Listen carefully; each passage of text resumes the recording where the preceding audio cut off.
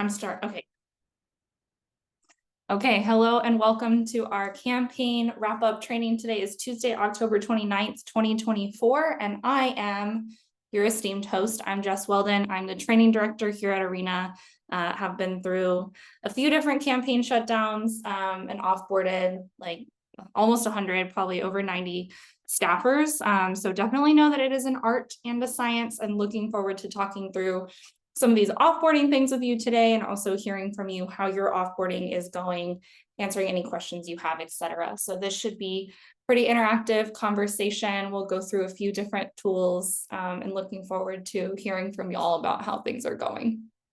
Real quick before we dive in, just a little note about who we are. We are an organization that was founded in the wake of 2016, and we offer staff training, career services, community building, and also occasionally we'll run a fellowship. And we also have a suite of free downloadable tools, which we'll talk about a few different tools in a second. So excited to help after the campaign is over with any of your careers related journey or professional development, continuing support, etc. So today we're going to talk about a few different things, and these are the questions that we hope you'll be thinking about and hopefully have some answers to by the end. So the first one is, how can I support my staff and their transition to their next roles? If you wouldn't mind, put a plus in the chat if you are on a race or at an organization right now that will be offboarding staff. Cool. Okay, we've got a few. That's great. Happy to help.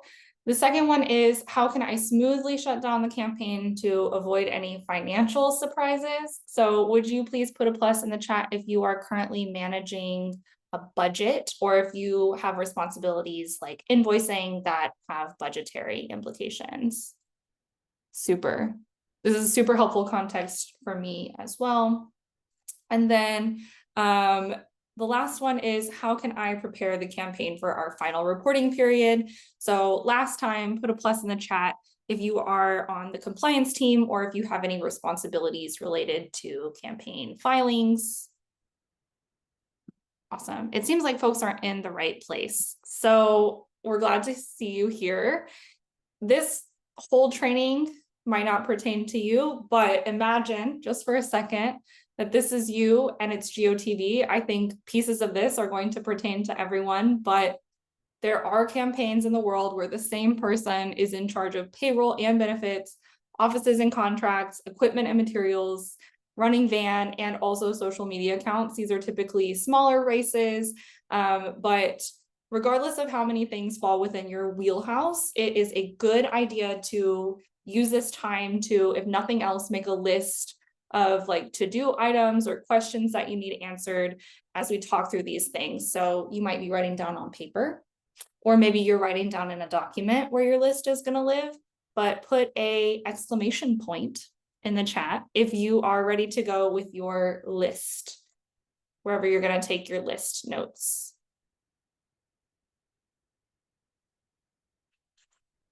Awesome. Cool beans. Thank you all. And I know I don't need to tell you this, but there are some realities that we'll try to keep in mind. So we obviously know that sometimes during GOTV, everything else gets a little bit deprioritized. People get tired, things get a little bit chaotic. It can be easy to overlook details. So this is why if you're in a situation where, pizza boxes are piling up on the side of your desk or whatever, it's good to have a list. And we've also started a campaign shutdown tool for you that is going to be a companion to all of this training. So if we could drop in the chat, arena.run/campaign-shutdown is where the tool is. And maybe I can. Awesome. Thanks, Jessica. This is a tool that we'll go through, and we're going to go in more depth than this tool does, but just wanted to make you aware of this one.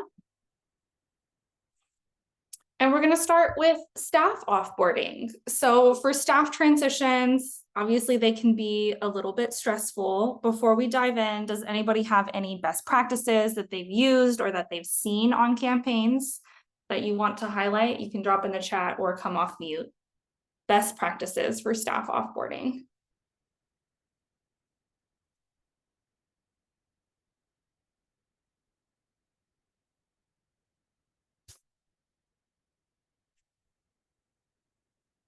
Transparency and considerate timing. Thank you. It's very, very aligned to what I said. Oh, appreciation of work done. Thank you, Haley. Yeah, I think being proactive with your timing, getting out ahead of it, answering questions, hopefully before they start arising is a good practice, and communicating in multiple ways. So recommend communicating in like written communication, spoken communication, and meeting agendas and emails and Slack, etc. And we have 3 resources to kind of think through staff transition a little bit more.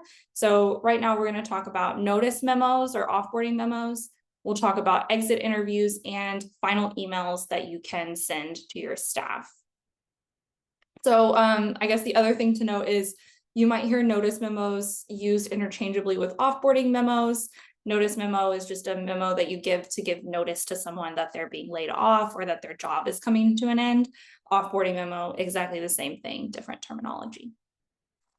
So let's jump into offboarding memos. We have a template for an offboarding memo that we'll share with you in just a second.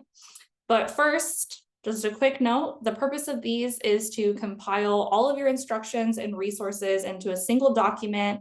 I've also seen this done on like a Google site or like a web page, a Notion document, some place that's like a hub for offboarding that has all of the instructions and resources in just one place so people don't have to like flip through different tabs and things like that. You also want to make sure that you are sharing this around before election day, because after election day, that anxiety can hit you really hard as a staffer. So we want to have this shared before election day comes, that staffers know kind of what's expected of them, not just during the offboarding process, but also what resources they'll have as they're looking for their next role. And we also want to make sure that this email is being referred to, or this memo is being referred to a lot, so people kind of get in their heads that they have it, because it doesn't do them any good to have it if they don't remember that they do. So just bringing it up in conversation, linking it in different places is a huge help. And then finally, you do want to make sure that you're sharing this with personal and campaign email accounts. The best memos are going to have action items for folks to do while they still have their campaign accounts, and after they're offboarded, it will have resources for them. So you want them to have access to it in 2 different places. Oh, and the last one, the real last one, is update with new resources if you find them. So here's the memo template, and you can see at the top, it has first shared and last updated dates on there. So staffers should be able to easily see at the top when the last time you have updated this memo. We are going to let you take a few minutes to read through, maybe make some notes of action items that arise for you as you look through this memo. And when you're finished reading it, you can put a plus in the chat. So I know you're ready to move on, and I will pause the recording as well.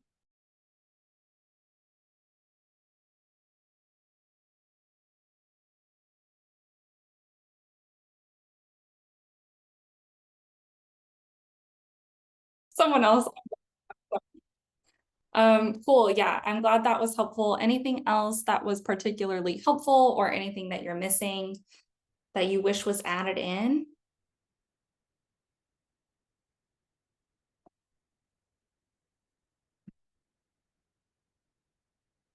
Okay. Keep thinking about it.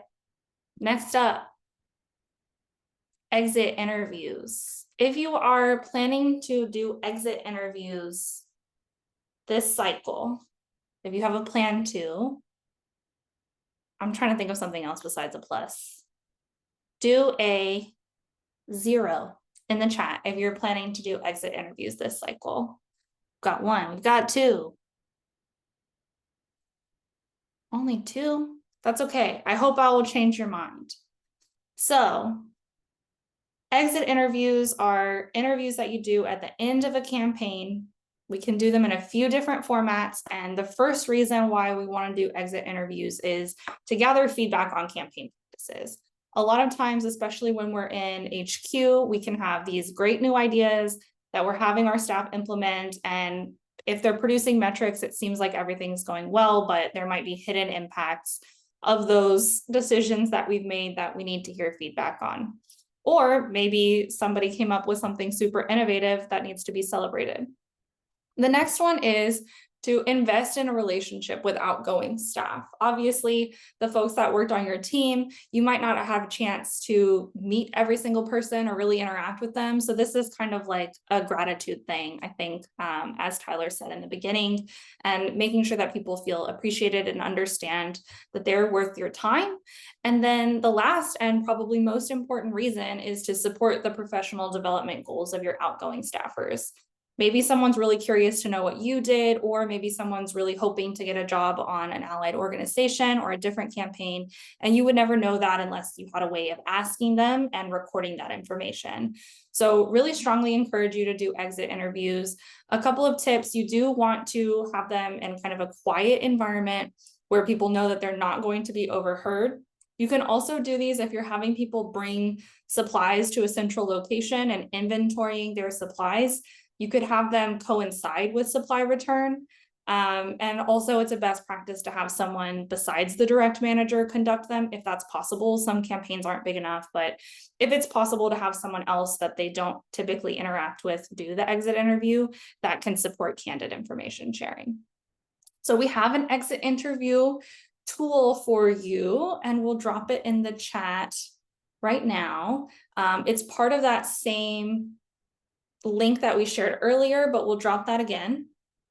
And just a quick note on this tool, there are a ton of exit interview sample questions. These are not just for when an entire campaign is offboarding. You should also do exit interviews if an individual person is leaving a campaign. So we have a bunch of different questions that might not all be applicable for a large like offboarding scenario. So you would need to use your discretion to use this tool. And the other thing is, this is too many questions. This is more like a question bank than an actual like single exit interview. So you can use this as a menu to create your own exit interview, but we'll give you another few minutes to read through this tool. Let us know if you have any questions, or put a 1 in the chat whenever you're done and you want to move on.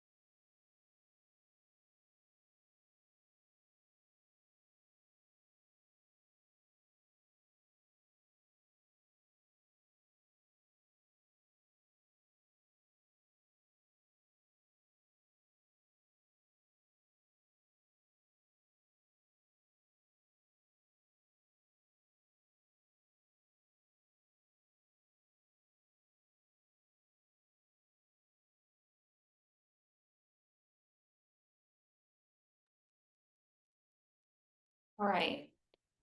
Awesome. Any questions about exit interviews or anything that you're like, oh, I'm going to ask this question? Seeing this list of questions makes me think about this other thing.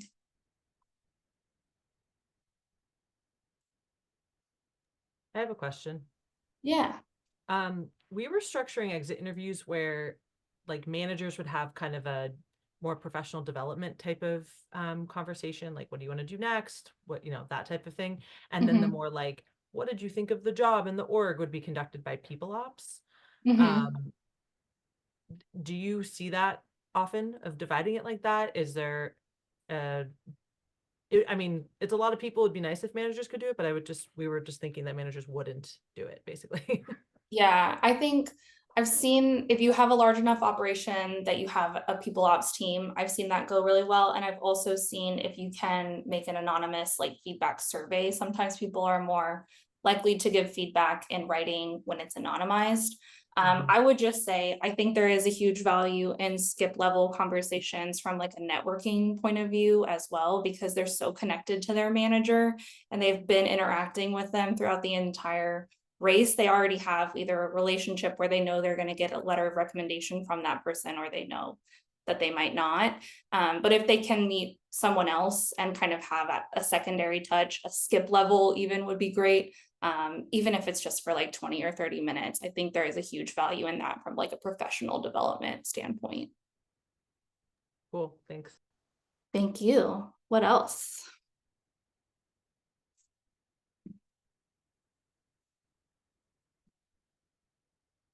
I will also say one thing that I've seen that has worked in the past is having like regionals just swap regions. If you have a regional team, you don't have to do skip level. It's usually about the same amount of work for each region, and just having them switch regions can be a way to like get that intermixing. Okay, cool. And then the last thing is final emails. So this one is just a very short email that's going to notify employees when their employment has officially ended. It's going to share that offboarding memo one more time. And you want to make sure to send it to personal email addresses so that people have it to reference later. I like to BCC the personal email address list and the staff list, because typically we sunset staff emails on like a rolling basis. It might take a little bit of time to sunset them.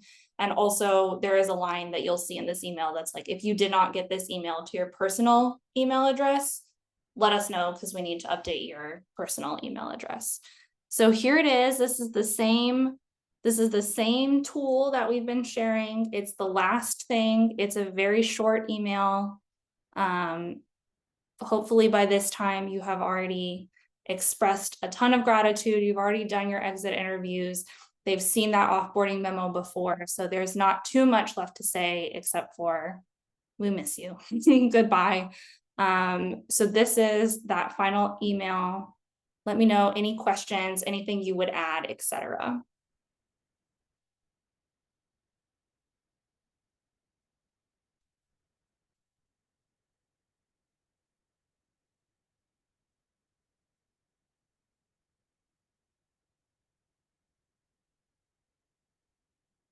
And when you're ready to move on, we'll just go with a plus in the chat. Let me know.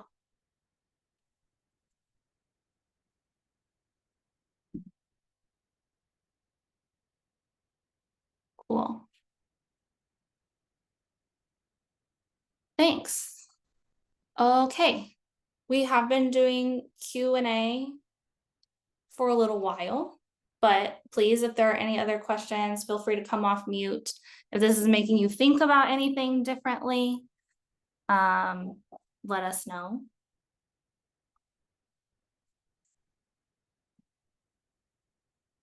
I'm glad you're finding it useful. We've got more stuff. This is all of our staff transition information. So if you are still on the staff transition train of thought, we're going to transition now into like supply collection, budget stuff, etc. So get your questions out, All right. We're not going to do this right now. If we have time at the end, we will. But we'll hope to give you a little bit of time to meet each other as well. Just know it's GOTV, so I want to keep it trucking. We're going to talk about Office Shutdown. And we do have an office shutdown tool that will go through everything that this is going to go through. So you are welcome to download that, but we're going to go through piece by piece as well. So the first thing that I really strongly recommend that you do is get all of your important documents together in one place if they're not already, and read through them. Lease agreements often are, especially if you're leasing from like a smaller office or even a union, a lot of times lease agreements might be printed out only. So you might have all of these other contracts in one place and then just have like a printed lease somewhere else. So really strongly recommend going through everything, compiling it all together into one place so you can do a review before you start making your checklist. So we've got lease agreements, utilities and services contracts, your insurance, collective bargaining agreements, and union contracts. Are there any other important documents that you will want to review?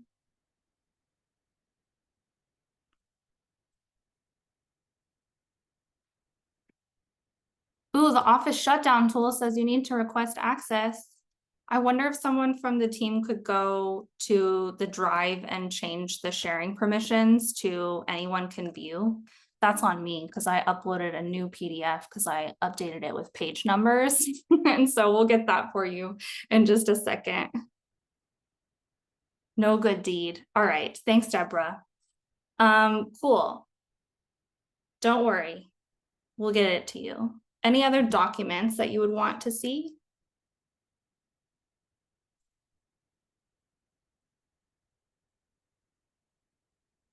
I couldn't think of any, but I'm sure there's more. Oh man, my gradient. That's okay. The next thing you want to do is look at a supply inventory. So you're going to want to see what supplies, materials, and equipments do you have, who has them, where are they, and where do they need to go? And you might be wondering, why in the world is there a picture of pumpkins in a bathroom on this slide? It is because we went to go do a final inventory in person in an office and found a whole bunch of pumpkins that we didn't know were there.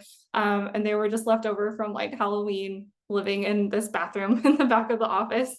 So really strongly recommend, if you have the opportunity to actually go in person to the locations just to see them for yourselves, you might be surprised. And this was a really funny surprise. Some surprises are less funny. But this one was really funny. You might also want to look particularly at wherever merchandise materials are stored. Usually things get really fast and loose with t-shirts. So just look in those places. And you really want to make a list and figure out, most importantly, what do you have and where do they need to go to, because you'll need to make a plan for all of these materials.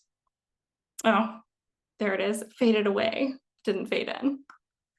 Okay, so we have this campaign office shutdown guide here. Yes, November surprise. That was a fun one. So this is the one that we've been referencing. Hopefully you all have access to it now. Excellent. I'm glad. Okay. So the next step is removing the items. So think about what you need to remove from the offices and where it needs to go. You're probably going to want your literature, your signs, and any like paper printed materials to go to recycling. Things like core flute material, yard signs, not always recyclable. And then the stakes for the yard signs, those are always a pain in the butt. So think about what you're going to do with that. T-shirts and merch, probably don't want to throw all that stuff away. It's cute. You paid for it. You should probably distribute it amongst the team. Any furniture you might need to get rid of, office supplies, tech, the staff personal belongings. You're going to need to tell people like, hey, you got to clean out your desk. You got to clean out the fridge. Did you put your utensils in this drawer? Maybe you should take them. All those kinds of things. And then the one that always sneaks up on me, like 100% of the time sneaks up on me, are the murals. I will clean a whole office. I'll take pictures of it. And then I'll look in the wall and be like, oh, I forgot to paint over that mural. So think about what's going on the walls as well. Any questions on this slide?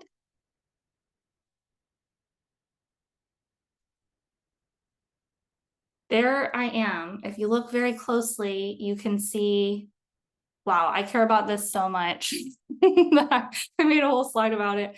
Do you need to paint, repair, or pay for professional cleaning services in the offices? This photo is a photo of me walking outside of a campaign office, thinking that it was completely shut down, and then seeing that there was a mural on the outside and having to paint it over myself in the nighttime, and Home Depot was closed. So that was fun.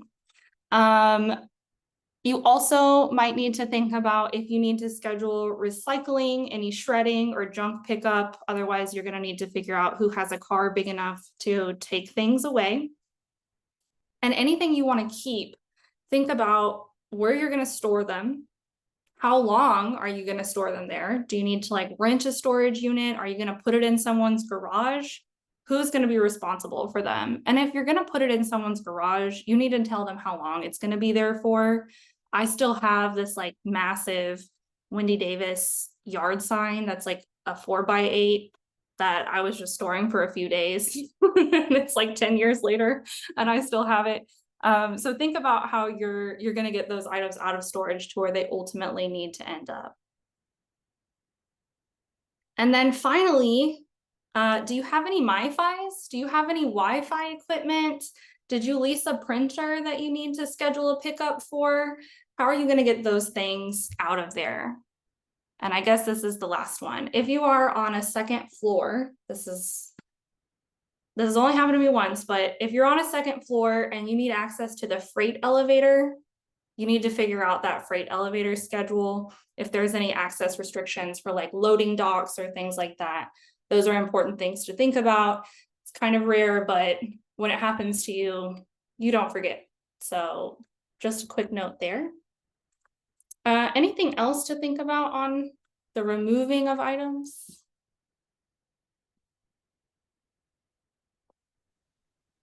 No, but greatly appreciate just having those items out. For me, I have, I'm based in Missouri, I have a bunch of regional offices, and boy, it would have been late to consider like getting a cleaning service and any removals. So at least that's something I can think about now. So greatly appreciate it. Yeah, absolutely. Glad you're thinking through it. It definitely, I mean, it can be done. It definitely can be done. It's just stressful. It's just stressful to do it. And then when you don't have staff on and you're trying to clean up offices by yourself, that's real hard. All right, so then you've got your actual lease document and you need to make sure that you're like actually closed out with the lease. So whenever your lease is up, you obviously need to move out, but you need to make sure that you're planning backwards from that lease expiry or that offboarding date, whichever one is sooner, and coming up with an actual timeline for getting out of the office and letting employees know about that. Particularly if employees are planning, like sometimes employees will plan to go on a trip, like a 3-day weekend trip. They will have cleared it with their manager because their manager maybe doesn't think about the office closing timeline. And then they'll, get their stuff. Their stuff will just still be in the office, or they'll be out of town. They'll already have redeployed, or they're already have started heading home and they'll have the key.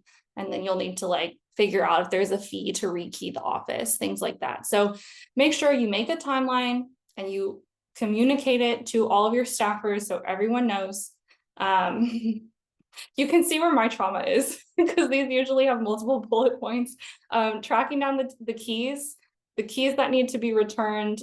Think about if you have the physical keys and key cards, if there are multiple entry points, like multiple doors that you have to go through, you need to get back multiple sets of keys. If people have their own alarm codes, you're going to need to tell them that their alarm codes aren't going to work after a certain date, etc. And check with your landlord or whoever manages the lease to make sure that there is some way that you can get a receipt for the return of the items in case there's any kind of dispute. You obviously want to take pictures, but if you can get a signed document or a receipt from them stating the number of keys that you gave back, the number of items that you've returned, that would be really helpful. That would have saved me a lot of trouble and heartache. And then also thinking through who's going to attend the walkthrough. If you're going to do a walkthrough with a landlord, particularly common in like smaller offices, or again, if you're leasing from like a union, Oftentimes they'll want to do a walkthrough with you. Who's going to do that? Make sure that there is still a person physically in the space to do that walkthrough with them. And then you can make a checklist if you need to, if your lease is very specific. Usually the clause in the lease is like not very specific, but sometimes I've seen them where they want certain things a certain way. So if that applies to you, then I would suggest making a checklist about that. Okay. And then last but not least, no, just kidding. Two last but last not least, what's going to happen to the deposit? Are you getting that deposit back? If you think you're going to get the deposit back, you're going to need to figure out what that's going to look like. And then finally, if your mail has been coming to the office, you need to forward that mail. We'll talk about compliance in a second, but obviously you're going to be getting notifications, or you might get notifications from any reporting agencies or bodies. So you're going to want to have a way to get that important mail to you. So you need to set up mail forwarding. All right, questions here.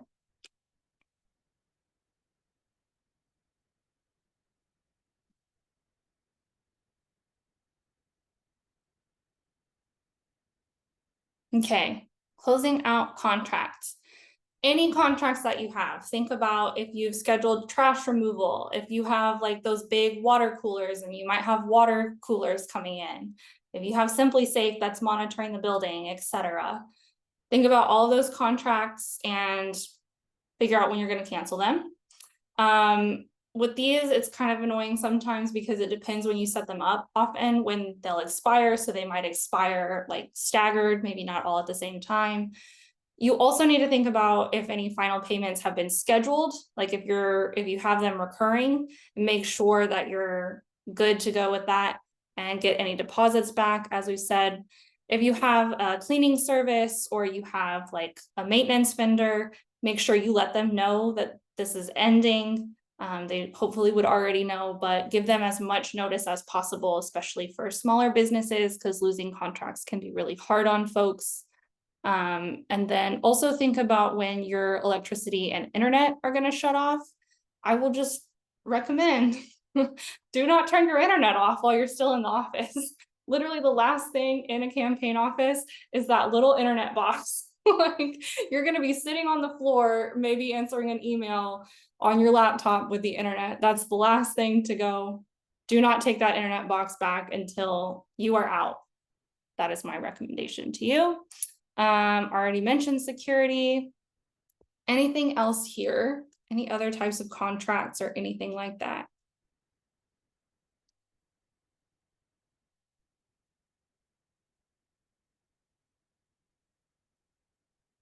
Okay.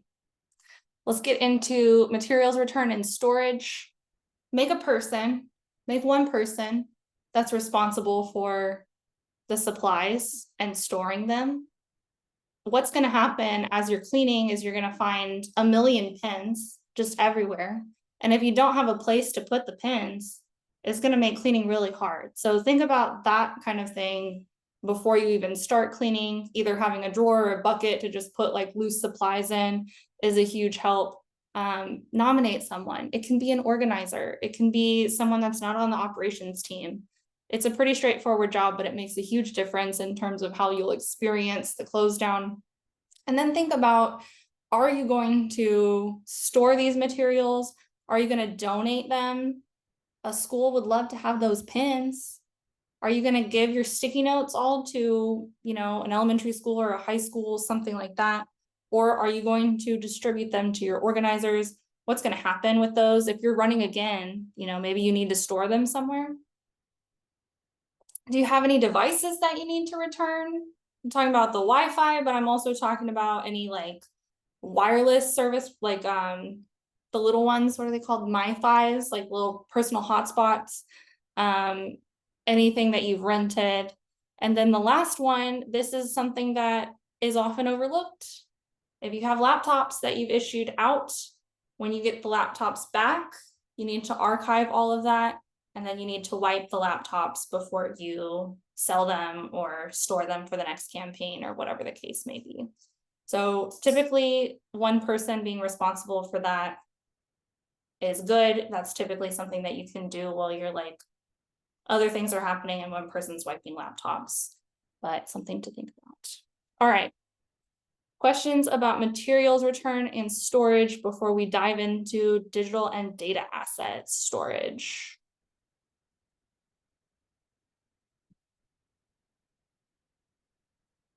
We're moving out of the realm of offices and into the realm of the internet. Okay. Now we're online. Now we're thinking about our digital and data assets. If you have not already thought about this, you're going to need some cloud-based storage. It's probably going to be either Dropbox or Google Drive, but pick your favorite. If you have another cloud-based storage that you like, that's great. I also strongly recommend getting a hard drive for each campaign. Like if you're on a campaign, get a hard drive to store all of this stuff too, so that it's not entirely cloud-based. So for your digital assets, the first thing you want to do is collect all the login credentials for all of your social media platforms, and you're probably going to need to change some passwords. Typically, a lot of people will know the login credentials, so you're going to want to change passwords, and you're also going to want to change the two-factor authentication. So take away administrator access to the accounts. And oftentimes if there are multiple people who are managing a calendar, you're going to need to remove people from being able to like view the Google Calendar, etc.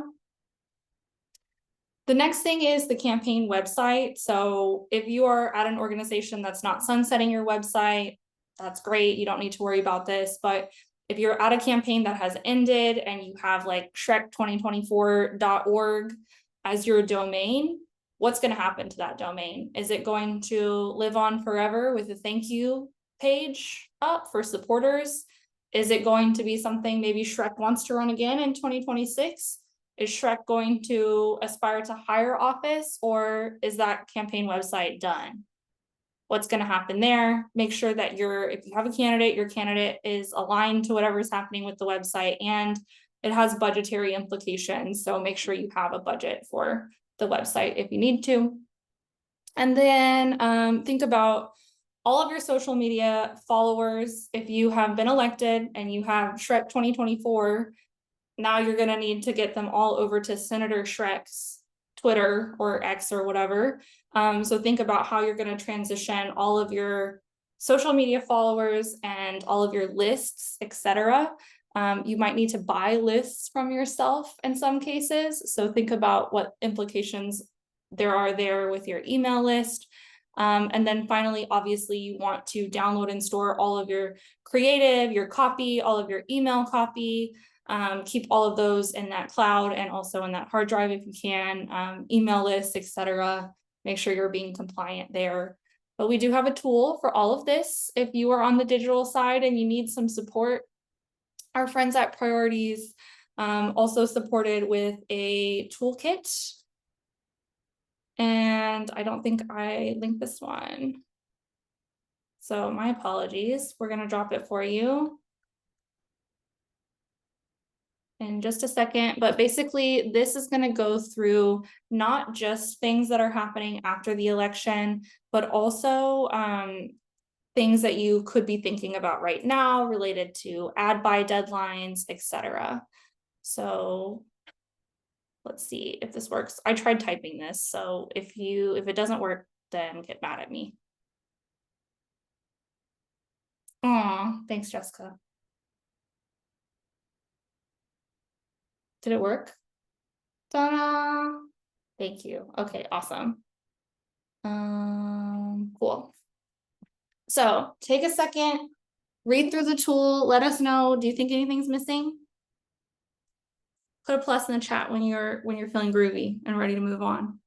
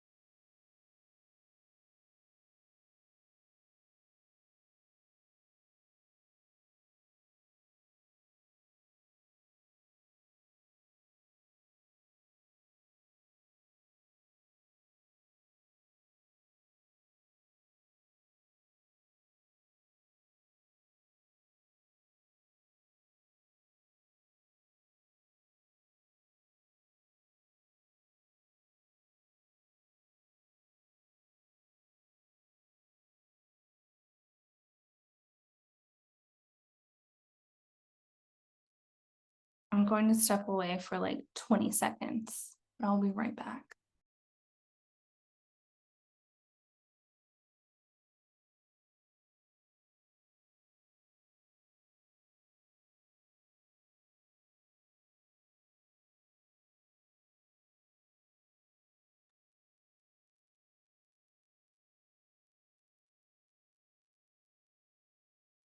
And I will say, I believe that this is very helpful also, and huge kudos to our friends at Priorities who put this together. This was not a Just special. This was definitely Priorities coming in clutch. Ooh, document retention policy. That's good thinking.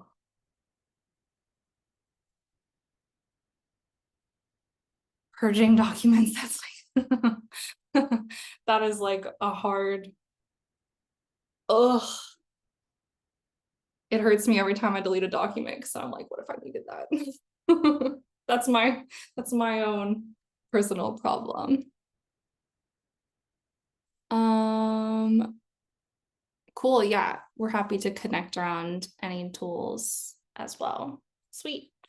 All right, we're almost there. We've got 15 minutes left in the session. I think we'll be able to get you out a little sooner than that so you can go back around along to your day. A couple of things quickly for IT and tech. This is a, I would say that the IT side of offboarding with a large staff is like a ballet. I think it's very well choreographed and when done well can feel seamless to the staffers, but it typically takes a lot of work to think about. So I recommend if you do not have a large support team for offboarding, instead of just deleting all of the accounts, instead of just ending them, recommend pausing or suspending them instead of turning them completely off, because someone might have a document that would be valuable to you. And then also really need to make sure that you identify accounts to not sunset, operations accounts, the campaign manager's account, etc., that are important for login credentials. Make sure that you do not sunset those. Once you have suspended accounts in Google Drive, and all of this is relating to Google Drive because that is the only thing I've used, but I am confident that Microsoft also has an answer to all of this. Outlook. What you want to do is, as you're deleting folks, you want to transfer their Google Drives to a designated archive account, so that you might have like, maybe it's like your info@shrek2024.org account or hello@shrek2024.org account. All of the accounts that you're sunsetting, make sure you're transferring their drives into that hello at or that info at account, so that all of the documents that they've created are preserved. Also make sure that, as we've kind of already talked about, recovery email addresses for accounts are updated. Any two-factor phone numbers that should be updated, make sure you're updating those. I have seen campaigns use like a Google Voice number for a two-factor number. I think that's fine as long as you're making sure that not everyone has access to that Google Voice number. Like, you'll need to change the password, etc. And then we kind of already talked about platform cataloging, but this is not just social media, but G Suite, Van, ActBlue, any website hosting, basically anything that you need an email and a password to log into, or anything that you're paying for, you need to catalog them and figure out when they need to be shut down. There's usually an order of operations. Some of them might never be shut down, but some of them, like your relational tool or your texting tool, might be able to be shut down pretty immediately following the campaign. Update and securely store those passwords. At Arena, we use 1Password. It works really well. A password manager app is always better than a spreadsheet. So if all of your passwords live in a spreadsheet, think about transitioning away from that. Like we already talked about, wiping any return staff laptops and then deactivating user accounts. Those seats do sometimes cost money. So after you've archived them, go ahead and delete them. I think it's like $12 a month or something like that. So that adds up after a little while. All right, questions on IT and tech?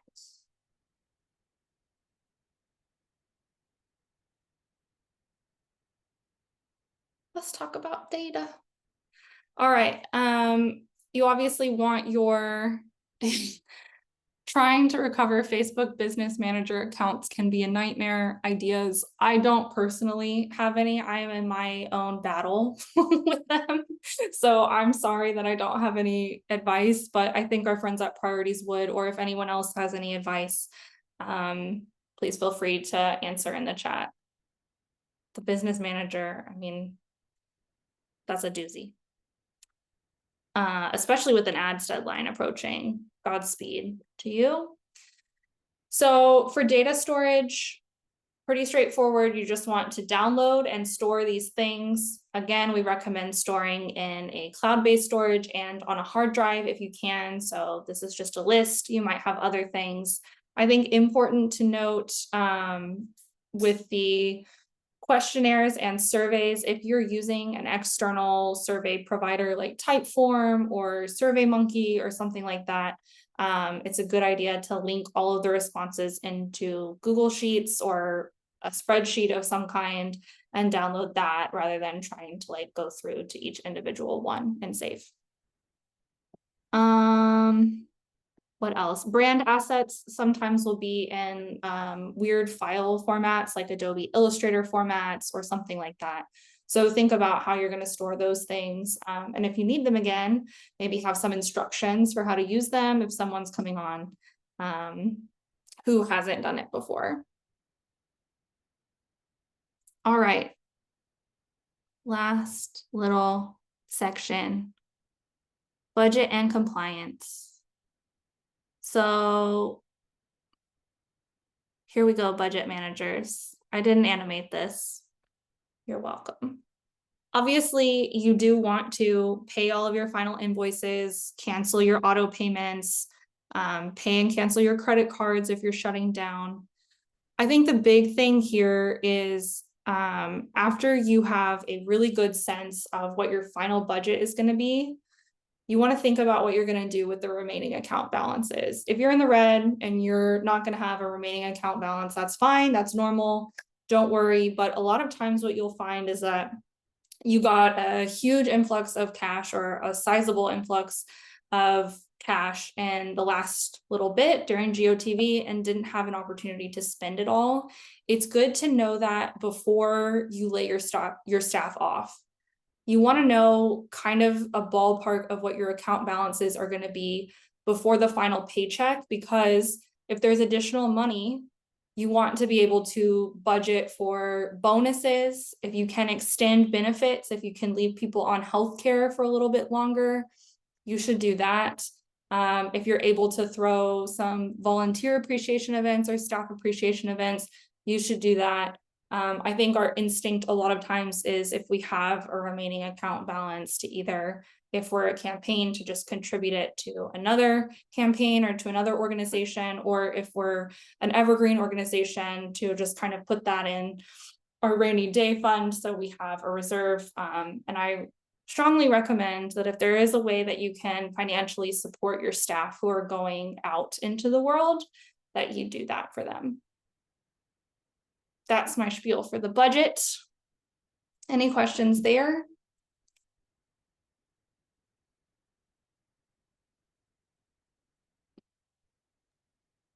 I have a Cool. question about about data storage. Just about like capturing like kind of an after action review or like institutional memory or something like that. We have, there's all the stuff that the campaigns have been keeping track of, but a field staffer in Wisconsin might have done something and we didn't know, and the VP didn't know. So any suggestions about capturing that kind of information? Yes, we actually are making a whole tool about it. So I will leave it kind of brief, but I think one, obviously the feedback that you get in exit interviews is very important. And I think doing a debrief as a staff can be important. So I think what you want to start with is like, what is the purpose of what we're trying to do? Are you trying to do post-election analysis for like stakeholder reporting to let people know how good of a job you did, your funders or something like that? Or are you trying to really like learn from what was done in this campaign and bring that knowledge into, you know, the organizing department? Or are there specific questions that you want answered? And once you have a good sense of what your purpose is going to be, then I recommend coming up with a set of like questions. This obviously should be done with like a confederate. Every department will have certain things that they'll want to get out of it, but thinking through like, what do I need this for? How am I going to use this data? Or how can I envision myself using this data, and letting that guide the structure. In terms of like collecting the information, a collaborative document I think is best, because I think a lot of times it's easy to analyze data that's like metrics based data, that's quantitative data, but a lot of times the qualitative data will come out in just like conversations that you're having at dinner, or like you're taking your dog for a walk and you start thinking about things and reminiscing. You want it to be something that you can capture asynchronously, so that as people are having those thoughts for themselves, they have a place to kind of like compile that stuff, if that makes sense. So you ask the questions of them, and then you tell them, hey, you know, in the next 3 weeks or however long, as you're thinking about this, more stuff is going to come to you, because you're just going to have like, you know, all those flashbacks. And when that happens to you, write it down here, or text me and I'll do it or whatever. Cool, thanks. I don't know if that answered your question. Okay. Yeah. And actually the team debrief, we actually hadn't been thinking about yet, but that's a good idea. Yeah, and you can do team debriefs like regionally. I think it's a good idea, if you have a budget for it, to have like a regional, maybe like a dinner, and maybe the first part of the dinner, like the appetizer part of the dinner, is just kind of a debrief type thing, and then let that end and let them just like have a nice time together. But a lot of times those appreciation dinners are kind of the last time that you get everyone together. So it's a good opportunity. Cool. What else?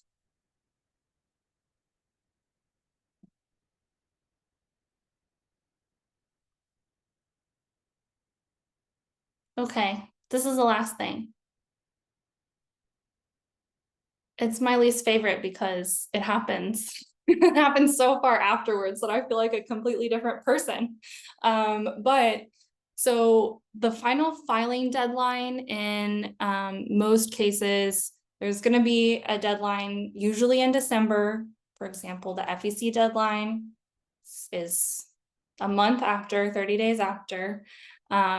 So think about that. And then oftentimes there is another one in January. I won't give you specific dates because I don't know where you are, I don't know your life, but you do need to think about a plan for your final filing deadline. When are you going to need to report? Know the dates, know who's going to be responsible for them, and know how to contact those people. So you're going to want to get hard commits from probably 2 or 3 people on the team that they're going to be part of the reporting team. You're going to need their email addresses, probably leave their work email addresses on, but also get their personal, get all of their contact info updated. And then whatever data they need to access needs to go all of it into a Google Drive folder so that it's easy for them, because when you get out far enough away from the election, it can sometimes even be hard to remember how to find some of the things that you're looking for. So label it really clearly and make sure that you have everything just kind of like ready to go for your compliance reporting. And that is that. What's up? The end. What do you need to do now? Who do you need to involve in this process? Are there systems that you need to build? What are your immediate next steps? Let us know in the chat. What's next for you?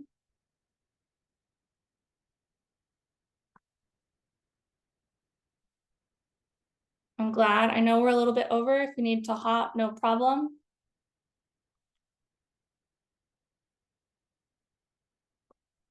All right. I believe that's our show. Thank you for coming on this journey with us. So much, Jess. Yeah, thank you.